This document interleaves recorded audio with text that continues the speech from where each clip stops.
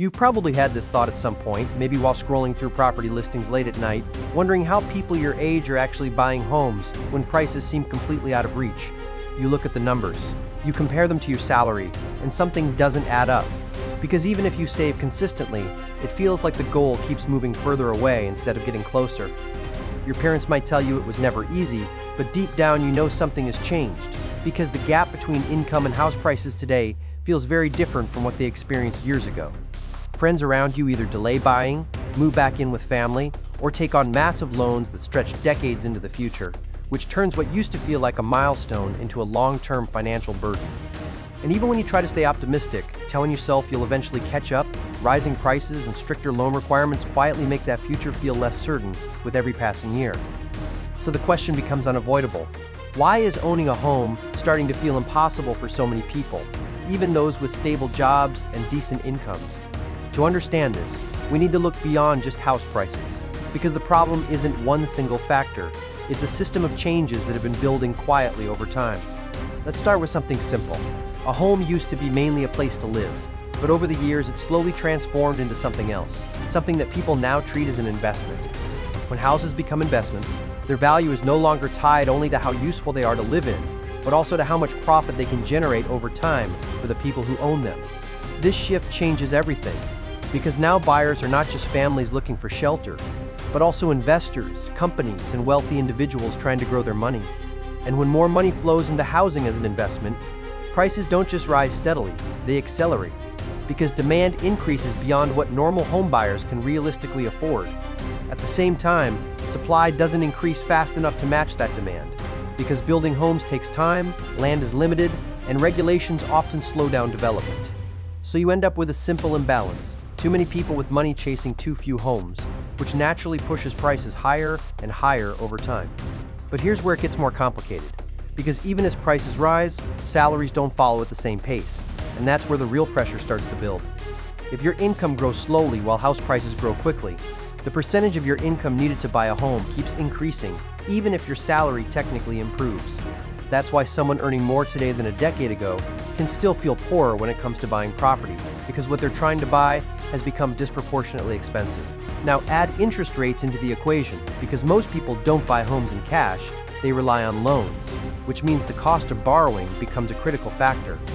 When interest rates are low, loans feel more manageable, monthly payments look smaller, and more people are willing to take on debt to purchase a home. But when rates rise, those same loans suddenly become more expensive, and the monthly payments increase, even if the price of the house itself hasn't changed.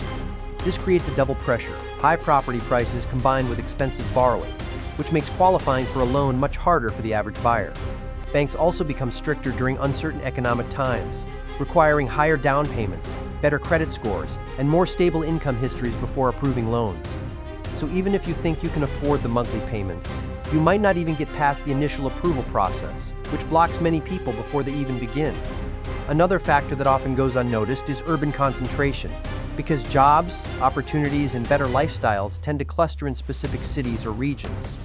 This means more people move into those areas, increasing demand for housing in exactly the same places where land is already limited and expensive. So you get crowded cities with rising rents and skyrocketing property prices, while other areas remain underdeveloped or less attractive due to fewer opportunities. From a personal perspective, this shows up as long commutes, smaller living spaces, or the need to compromise on location just to stay within budget. Then there's the cost of construction itself, because building homes has become more expensive over time due to higher material costs, labor shortages, and stricter regulations. Developers pass these costs on to buyers, which means even newly built homes start at higher price points, making them inaccessible to many first-time buyers. In some cases, developers also focus on building higher-end properties because they offer better profit margins, leaving fewer affordable options in the market. So even when new housing is built, it doesn't always solve the problem for the people who need affordable homes the most. At the same time, government policies play a role, sometimes intentionally and sometimes indirectly, in shaping the housing market. Incentives like tax benefits for property ownership can encourage investment, but they can also increase demand and push prices higher. Zoning laws and land use regulations can limit how much housing is built in certain areas, which restricts supply and contributes to rising prices. And while these policies often have valid reasons, such as maintaining community standards or managing infrastructure, they still affect affordability in real ways. Now let's bring this back to everyday life, because all these factors combine into something you feel directly in your monthly expenses and long-term decisions. Rent takes up a larger portion of your income, leaving less room to save for a down payment, which delays your ability to even consider buying a home. You might cut back on spending, skip vacations, or take on extra work just to build savings, but progress feels slow compared to how fast prices are rising. For many people, this creates a cycle where renting becomes a permanent situation instead of a temporary step toward ownership. And that changes how people plan their lives, because decisions like starting a family, changing jobs, or moving cities become tied to housing costs. It also affects mental stress, because constantly worrying about affordability and financial stability can take a toll over time. You might feel like you're doing everything right, working hard, saving consistently, and making responsible choices, yet still falling behind. That disconnect creates frustration, because the traditional path to homeownership no longer feels reliable or achievable for many people. In some cases, people take on larger loans than they're comfortable with, stretching their finances thin just to secure a home before prices rise further. This can lead to long-term financial pressure, where a large portion of income goes toward mortgage payments, limiting flexibility in other areas of life. Others choose to delay buying entirely, waiting for prices to stabilize or hoping for better conditions, which may or may not happen. And while waiting might seem safer, it also carries the risk that prices continue to rise, making the goal even harder to reach later.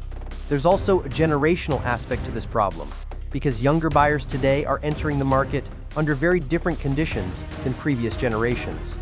Older generations often bought homes when prices were lower relative to income and when housing was less driven by investment demand.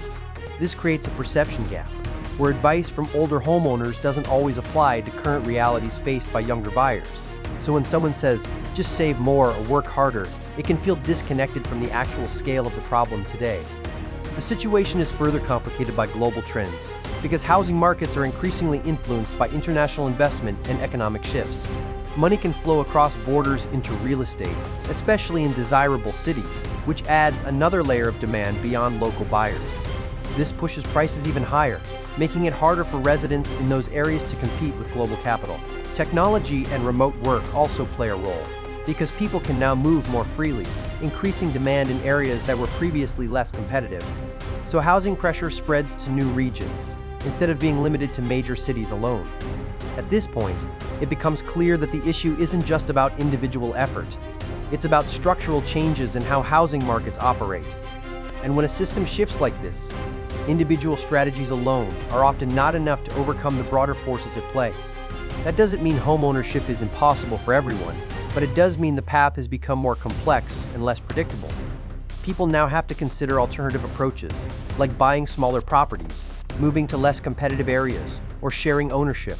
Each of these options comes with trade-offs, which means there's no longer a simple, one-size-fits-all path to owning a home.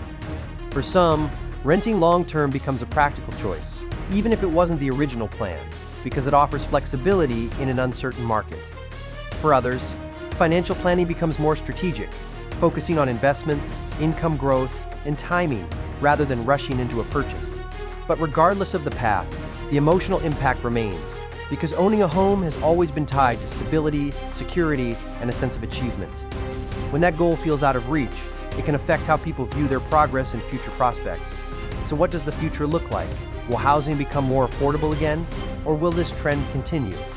The answer depends on multiple factors, including policy changes, economic conditions, and how supply and demand evolve over time. Some governments are exploring ways to increase affordable housing, while others focus on regulating investment and stabilizing prices. But these solutions take time to implement, and their effects are not immediate, which means the current challenges are likely to persist in the short term. For individuals, understanding the bigger picture can at least provide clarity, because it shows that the problem isn't just personal. It's not simply about not saving enough or not earning enough. It's about a system that has shifted in ways that make homeownership more difficult. And once you understand that, you can make more informed decisions about your finances, your expectations, and your long-term plans. Because the goal isn't just to chase a house at any cost, it's to build a stable and sustainable financial future that works for your situation.